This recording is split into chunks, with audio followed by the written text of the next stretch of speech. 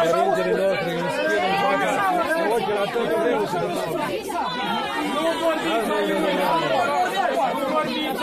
Nu dormol la ședință la Pădrănie, el o dat în vârșul de dă-l putea de bărul.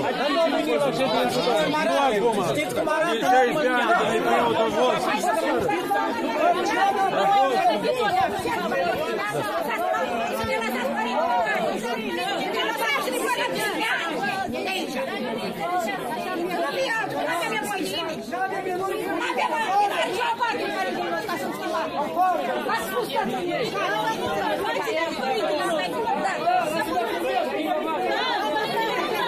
Ce s-a întâmplat, doamnă? De ce sunteți revoltată? De ce sunteți revoltată?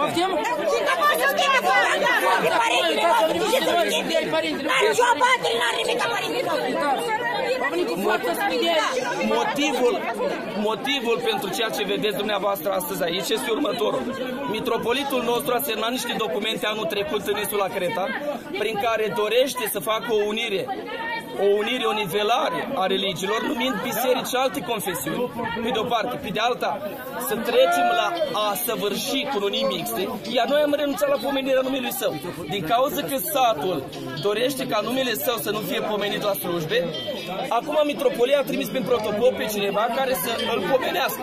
Iar satul nu vrea să asiste la slujbele în care un preot pomenește pe mitropolitul care a semnat aceste documente greșite. Dacă mitropolitul nostru renunță la semnăturile de pe documentul 6, cel cu pricini, atunci și noi revenim la pomenirea numelui său. Dacă nu în biserică, oamenii nu au cum să primească alt preot care pomenește pe cineva, care pomenește pe un mitropolit ce a semnat documente greșite. Asta e problema. Și încă ceva. Dreptul constituțional al libertății de conștiință al acestor oameni este violat astăzi prin decizia mitropoliei. Pentru că mi-au cerut cheile de la biserică. Mi-au cerut cheile de la biserică la 3 secunde după ce mi-au adus un document lovit de nulitatea legii.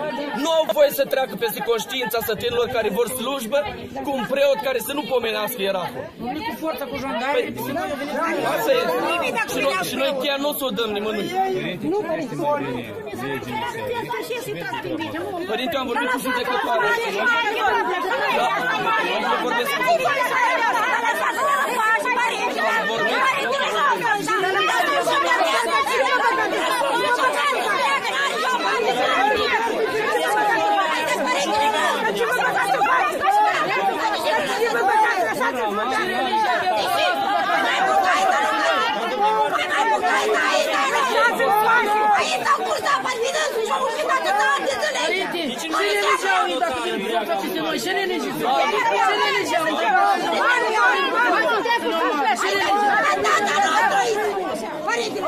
Eu voiam să vă explic care este problema.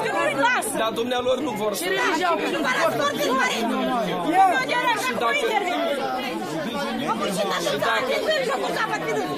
Și dacă oamenii aceștia au semnat în luna ianuarie un document pe care vor slujbă nepomenitoare, să li se respecte decizii.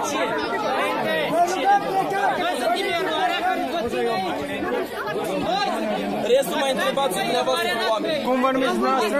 Eu din Ioan Negureanu mă numesc și puteți mai multe informații să găsiți pe, dacă tastați Schid Orășeni. Acolo sunt și istoricul, sunt mai multe informații acolo.